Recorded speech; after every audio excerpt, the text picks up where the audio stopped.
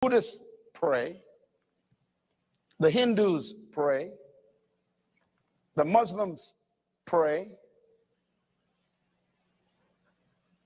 The Universalists pray. Even the Satanist church pray. So prayer is not unique.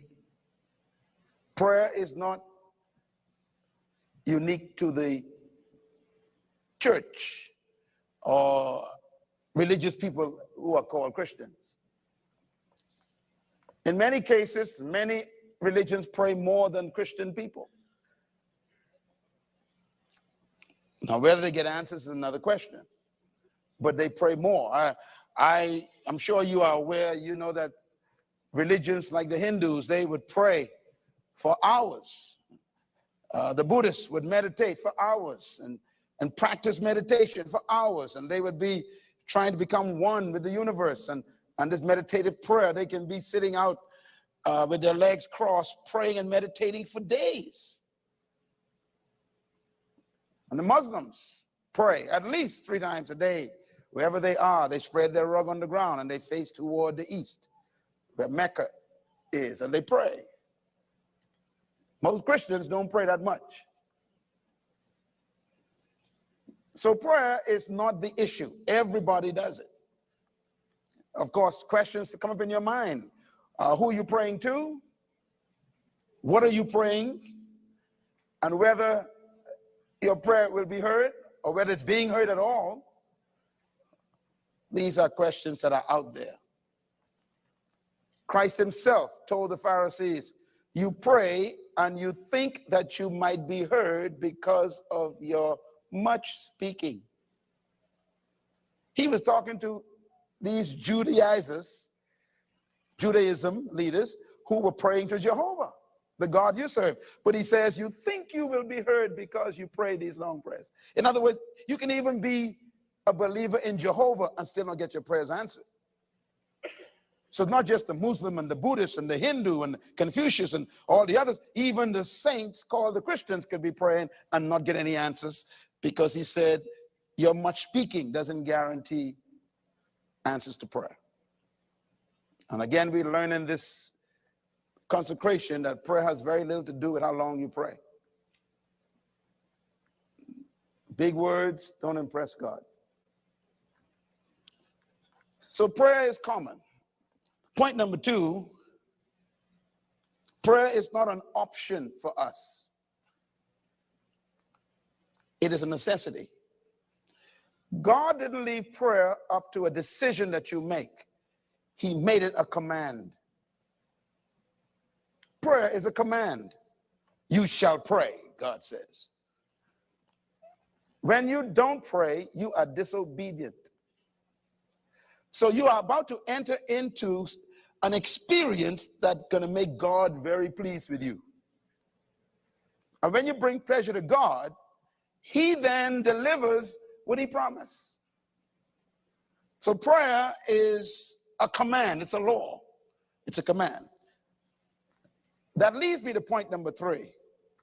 Prayer is the most common experience of the believer. And what I mean by that is every time anyone gives their lives to the Lord, they are told they should pray. So every believer is encouraged to pray. It's the most common thing you are expected to do. But here's the problem. Prayer is the most talked about subject, but least practiced. We would rather sing in the choir than pray. We would rather be an usher at the door than spend time in prayer. We'd rather play the piano in church than pray. We'd rather work in the hospitality department or work in the nursery than spend time in prayer. In other words, we would want any other activity except, please don't tell us to pray. We kind of place prayer as the thing we do once in a while when somebody makes us feel guilty about it. But I hope that you will find out that prayer is not an option anymore. and you'll see it as your most important work.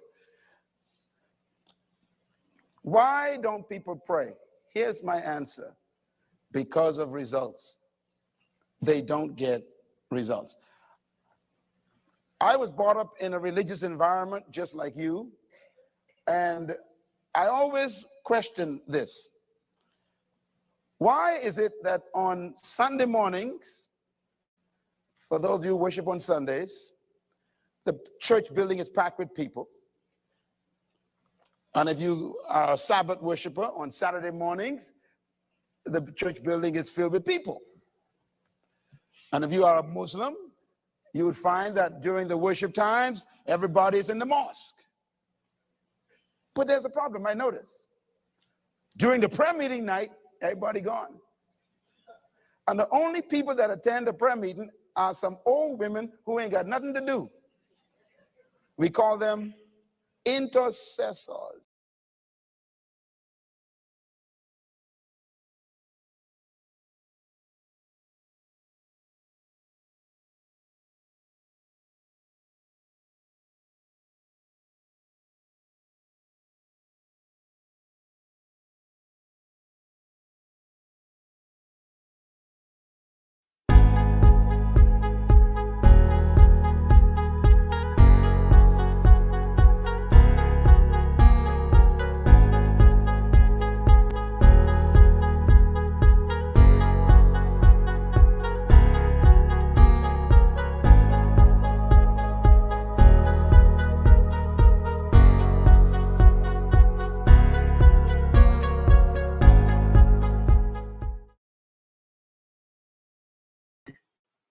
Well, good evening, everyone. I'm looking a little dark. I know I am pretty dark complected anyway, but I don't know. Do you know why? Well, we have to order more lights. And the Lord said, and Yolanda said, let there be light. So tomorrow, Amazon's going to ring our door. We're going to have us some more light. So with that being said, thank you to all of you who are already logging on. Thankful again to my wonderful husband who has made me some tea, some more tea for my boys. And so right now we are waiting for Pastor Williams. Last week we got such a nice response from different ones wanting to know more about fasting. And there are some who does not attend the Vibrant City Church. However, they too are going on the fast with us. Now, I got some days and times mixed up, although Pastor Williams made out a schedule, yet and still I got some things mixed up. So we wanted to come back and just kind of clear everything up concerning the schedule. And this is a time for us to ask Pastor Williams questions that, we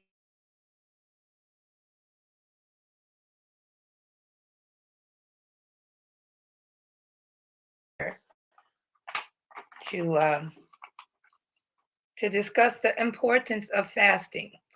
There's scripture that Jesus himself fasted. He too fasted.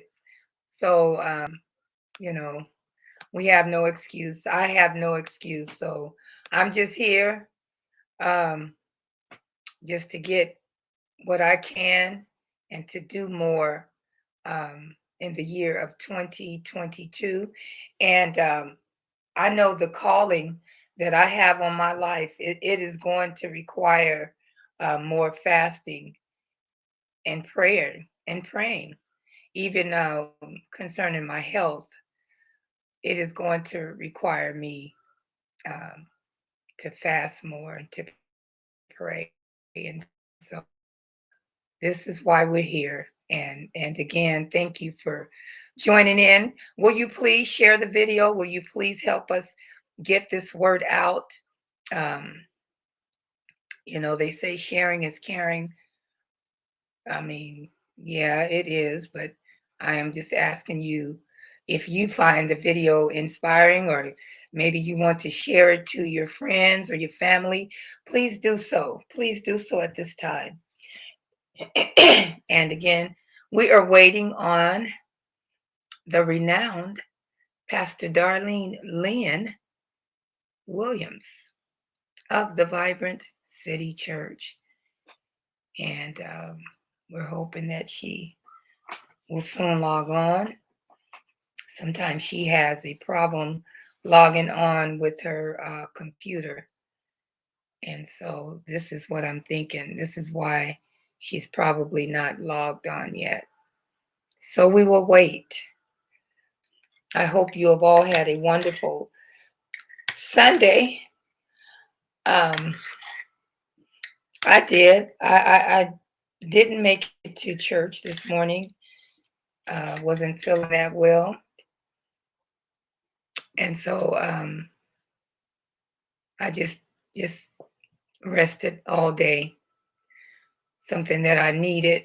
I did a big catering yesterday, so it took a lot out of me, and so I was unable to make it to the building. But thank God for the internet. Somebody say the internet ministry. I thank God for the internet. I was able to still attend the Vibrant City Prayer. And let me tell y'all something before Darlene get on, Pastor Williams get on. You might want to attend our prayer if you can't physically come to the building. You can certainly attend via Facebook, via YouTube. I'm telling you, God is doing some amazing things within that prayer. And I believe Pastor Williams is in the building.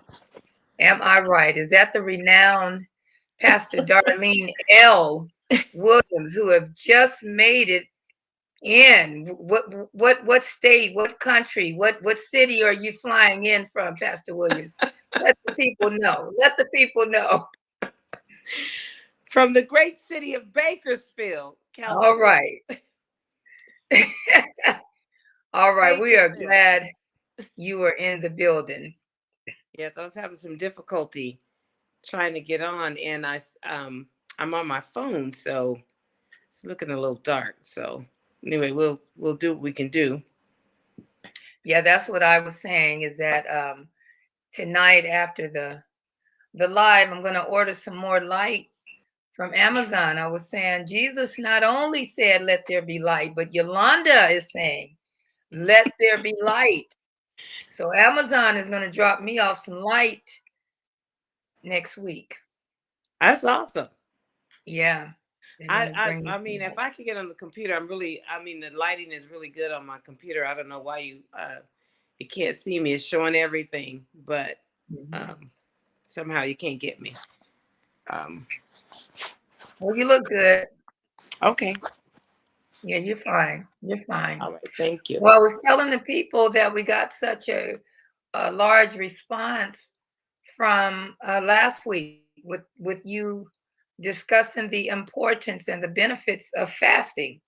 Oh, So we good. thought, well, since we're doing this, the Vibrant City Church, we're doing this for the entire month.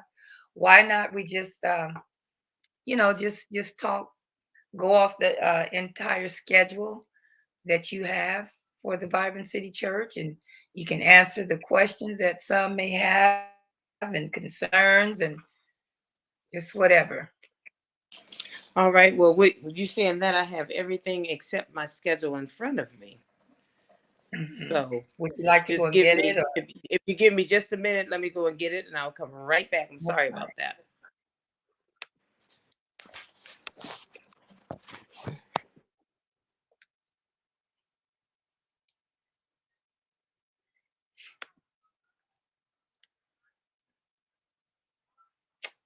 All right, so we're just gonna wait for. Excuse me. So okay, I do have a schedule. So we already went through week one, and this is where I kind of got a little bit confused. I won't go into my confusion. So this is the one we're going to start with on, okay, pastors back into the building. All right. So you were saying about the schedule for this week? Yes. Well, so we're off the absolute or the complete fast as of today. So beginning tomorrow will just be we're fasting meat and every drink that is not water. Pastor, you may want Coffee. to greet the people. You may want to greet the people. Oh, okay. Let me see. All right. Thank you. I'm still trying to learn this. You're going to So get it. sorry. Pardon me. You're going to get it. I have to get it. Yeah, So you have. to Cherokee, Ronnie Hodges, is that right? Kelly Navari, drinkers Yes. and intercessors. What? Pastor, you may want to greet the people. Let me turn my device down. Okay, let me see. All right. Jennifer and Nayandi. Okay. All right. So I don't see them. But anyway, hello everybody. God bless you.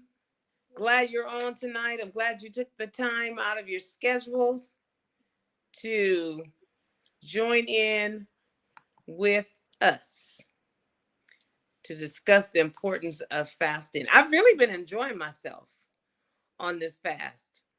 I've been enjoying the time that the extra time that I've been putting in for Bible study and listening to the Word and Yes. music and worship and just bishops and it's just been awesome. And today when I ended my fast, I just like, oh, I was just heavy. I said, well, you know what? I ate too much after the fast. And so I've said, it's so important. I'm just like, oh, you know, I overdone it, overdone it. But anyway, I'm looking forward to us getting started for this upcoming week. So again, we're fasting. Hello, sisters. Praise the Lord. We are fasting meat and all drinks that is not water. Someone is asking, what about green tea? All drinks that is not water. Just plain water. Just plain water. And so this is going to be good for you, especially for us that don't drink a lot of water. And Someone is I do asking, so drink is this water. a fast for a cleanse? Pardon me? Someone is asking, so is this fast for a cleanse? Well, you know what? If it cleanse you, yeah. But this is just abstaining from meat. You know, and it's not a Daniel fast per se, but we know that Daniel fasted, and when he fasted, he told the king that he wouldn't eat any of the king's meat and any food that was pleasurable. So I know that sometime on the Daniel's fast, I have seen some of their menus, and the vegetables and things that they eat, they don't put a lot of seasoning in it or no seasoning at all, because it's to abstain from anything pleasurable. This is we're just abstaining from meat and all drinks that is not water. And we're still going to stay on spending that time in the Word, infiltrating your atmosphere with spiritual music. You know, just changing the atmosphere. It's not the time to get in the shower and say, oh, you know what, every day I listen to Drake. And I don't know nothing about Drake too much, but just in case. Oh, I have to take my shower with Drake. Not we doing can't this. listen to God's plan. Pardon me? We can't listen to God's plan by Drake. I don't know. I don't know what Drake talks about. I don't even know. I'm just calling his name because I heard it this week, but I don't know what Drake sings. So, you know, I've said Christian music, and somebody that's living something, right? Make you feel something. But that's what I feel. Yeah, right. I got you. How long will this go on? This is 2 weeks. This is 2 weeks. So this is from tonight to the 22nd. To the 22nd. So from the 9th through the 22nd. Actually, the 10th. It'll really start tomorrow. And so what you're going to do is whenever you eat, you'll just be eating anything without meat. Anything without And meat. I just believe, pardon me?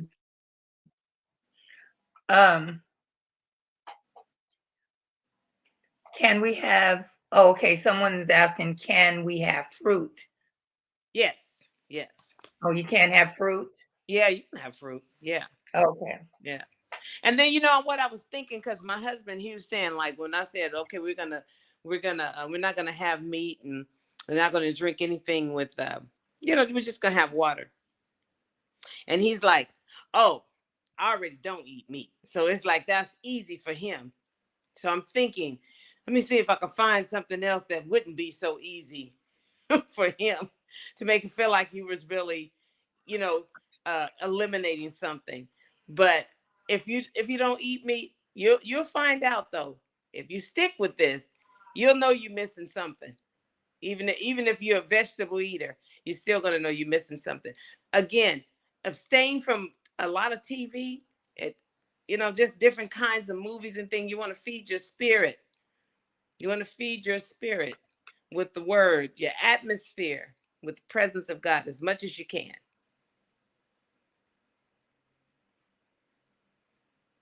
Someone has. Okay, somebody said, I have done a fast before, but I did it for a week. I have fruits and veggies and plenty of water. Felt good after the fact. There it is right there. Felt good after the fact. She said, I've done a fast before. I don't know if it's a share here. I just see Facebook user. I have done a fast before, but I did it for a week. I have fruits and veggies and plenty of water. Felt good after the fact. Water is the clean. How sometimes you've gotten really thirsty. Have you ever gotten really thirsty? And nothing quenches the thirst but water. You can have a soda, you can have whatever, right. but it's just nothing quenches the thirst like water. It's good for the Right. body. We were given water. It wasn't sugar. Adam and Eve didn't have soda. They had They didn't water. have a cherry Coke. Oh my God. Nope, they didn't have a cherry Coke. Now that's my thing, a cherry Coke. What day to start? So it's tonight. So just say like you've already had your dinner. So at midnight so tomorrow, actually, from tomorrow on until the 23rd. Oh, no, I'm sorry, until the 22nd. 22nd. Pastor Williams, I was listening to Dr. Miles Monroe, and I was just amazed at how he was saying, I think he and his church was going on the 40-day fast. 40-day and he was fast. saying that you actually gain strength. He said it is like around the 29th day is when your knees start getting weak, and you start feeling really the effects of the prayer and not having anything to eat. But I said, a lot of times probably, and I'll just say for me, the thought of fasting or the word fasting is kind of terrifying to someone who doesn't fast, or they really not into it. But just to hear him say that we really gain strength, and it is not until the 29th day is when we start really feeling that, how you feel all the toxicity and all of that. Okay, there you are.